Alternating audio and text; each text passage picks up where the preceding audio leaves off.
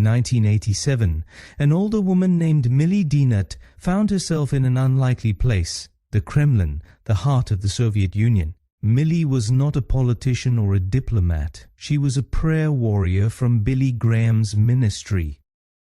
Welcome to the Sebcast, where we turn our beloved stories on their heads, look at what history might have overlooked, discover anew, and grow together.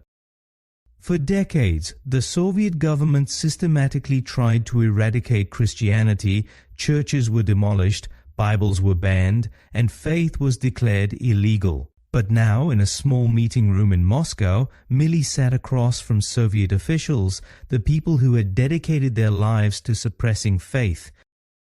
Then the unthinkable happened.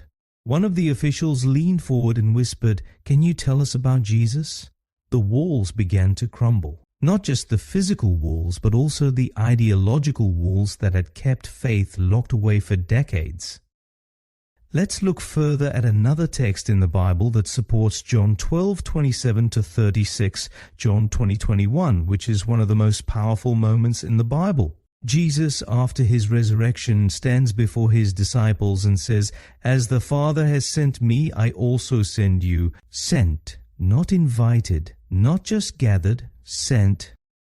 For centuries, the church has struggled with this idea. Is faith something to protect, a precious heritage to be kept behind church doors?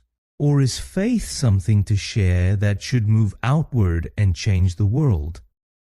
I often talk about the difference between a fortress and a movement. A fortress builds walls to protect itself. It creates barriers, keeps the world out, and focuses only on self-preservation.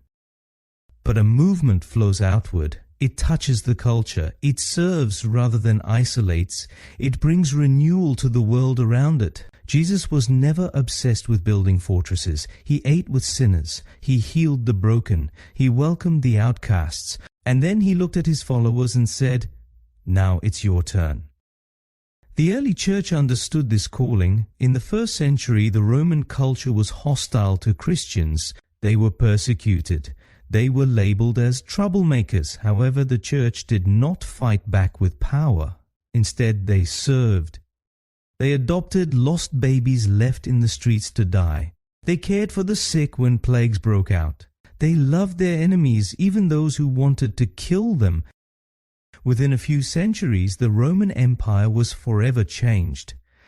Millie Dienert did not go to the Kremlin expecting a revival. She went because she was sent. And maybe, just maybe, the most significant impact of faith does not happen within our church buildings, but where we are sent. We are being sent to show Jesus. Until tomorrow, take care.